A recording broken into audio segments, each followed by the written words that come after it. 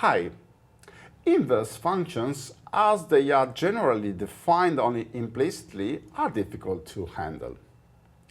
For example, how do we compute the derivative of the inverse of a function f? And consequently, how do we calculate the derivatives of the inverses of elementary functions such as sine, cosine, and so on? In this video, we will see how to do in general and in some specific cases. Let's start by observing that a function and its inverse are connected by the relation f composed with f minus 1 is equal to the identity. So let's do as physicists. When we have an identity, we differentiate. So we take this identity and we differentiate both sides. At left, we assume that everything can be computed so that both f and f minus 1 are differentiable. So at left, we have a chain, and therefore we apply the chain rule that says that the derivative of f composed with f minus 1 is f prime evaluated at f minus 1 of y times the derivative of the f minus 1. At right, we have the variable y, so when we differentiate, we get 1. From this relation, we deduce that since the product is 1, they must be both different from 0, and therefore f minus 1 prime is 1 over f prime over at f minus 1 of y. Now we proved this formula by assuming that both f and f minus 1 are differentiable. But this formula does not prove that f minus 1 is differentiable. That's why we need a specific result. Fortunately, this result exists. It is called the theorem of the derivative of the inverse function. Suppose that we have a function f between a domain I and a codomain j such that f be invertible, ij be intervals, and function f be differentiable on the domain with the derivative different from 0. Then the inverse function is differentiable, and the formula we derived just one moment ago holds true.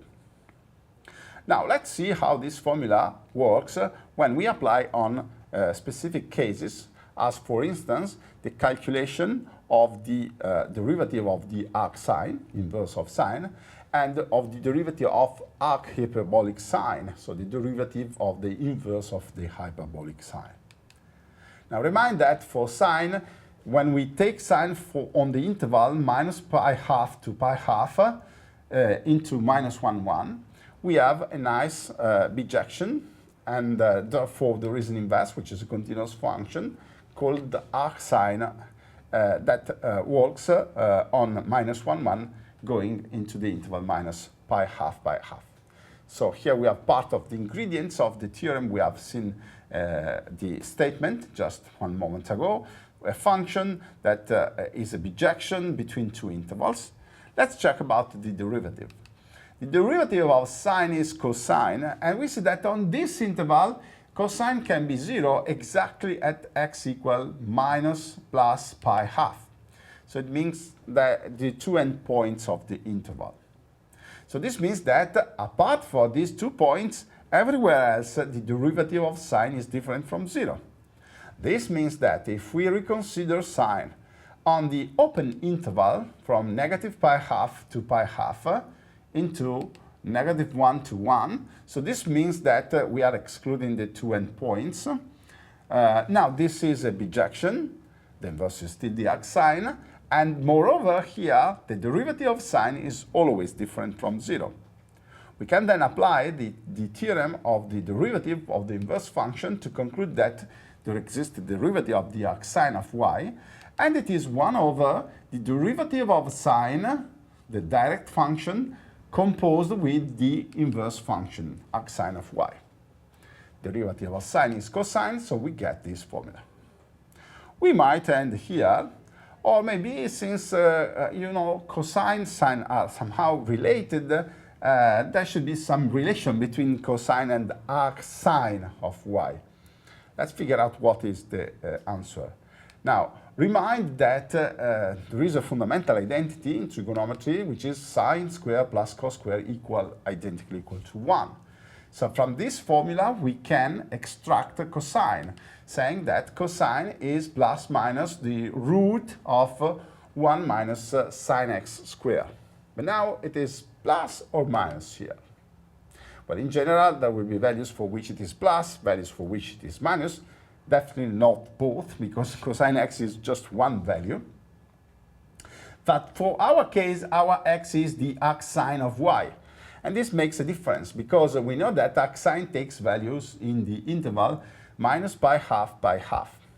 So this means that we are looking at cosine of x when x is between these two values, and therefore cosine is positive. So the relation is cosine x equal root of 1 minus sine x squared. So we can plug this now back into the formula for the derivative of the arcsine. And when we plug this formula here, we see that we get the root of 1 minus sine of the arcsine. They now are one the inverse of the other, so we get 1 over root of 1 minus y squared, which provides the well-known formula for the derivative of the arcsine. Another example is the derivative of the inverse of the hyperbolic sine. Now, the hyperbolic sine is a well-defined function on the real line, real valued, which is strictly increasing. You can do the proof directly without invoking derivatives. And it is also surjective, so it is invertible with a continuous inverse. This is because of the continuity of monotonic and surjective functions. Now we call this inverse hyperbolic sine.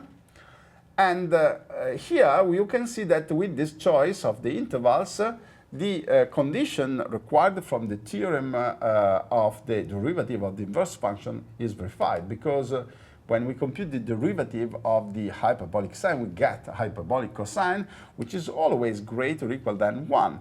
So definitely this is a positive quantity, and therefore it is never equal to 0. This means that the inverse function of the hyperbolic sine is differentiable, and the derivative is 1 over the derivative of the direct function, which is the hyperbolic sine, composed with the inverse of the hyperbolic sine. Now, as we know that the derivative of hyperbolic sine is the hyperbolic cosine, here we have the same problem we met before with the arcsine. So we have to evaluate hyperbolic cosine of arcsine, arc hyperbolic sine of y. Now we know that there is also in this case a fundamental relation between hyperbolic sine and hyperbolic cosine. This is now expressed by the identity cosh square, hyperbolic cosine square, minus hyperbolic sine square is identically equal to 1. Therefore, cosh square is equal to 1 plus hyperbolic sine square, and therefore cos, hyperbolic cosine of x, is plus minus the root of 1 plus sine square. But here it is plus, because cosine is always a positive quantity, so the negative root cannot be possible. Therefore, plugging this into the previous formula, we get that the derivative of the inverse of the hyperbolic sine is 1 over root of 1 plus y squared. Nice, isn't it? Well, now it's your turn. I would suggest you to start applying the theorem we have seen exactly more or less in the same way we have done for arcsine and arc hyperbolic sine for these inverses here. Inverse of cosine, tangent, hyperbolic cosine, and hyperbolic tangent. Then you could try to explore some a little bit more complicated problem. So here we take this function, which is a polynomial, fifth degree polynomial. You have to show that it is bijective on R, so f minus 1 is well defined. And the question is for which point the inverse function is differentiable. Notice that here to invert this means to solve the fifth degree equation, which is something very difficult, if not impossible. And therefore, we have to calculate the derivative at some point. Well, good studying.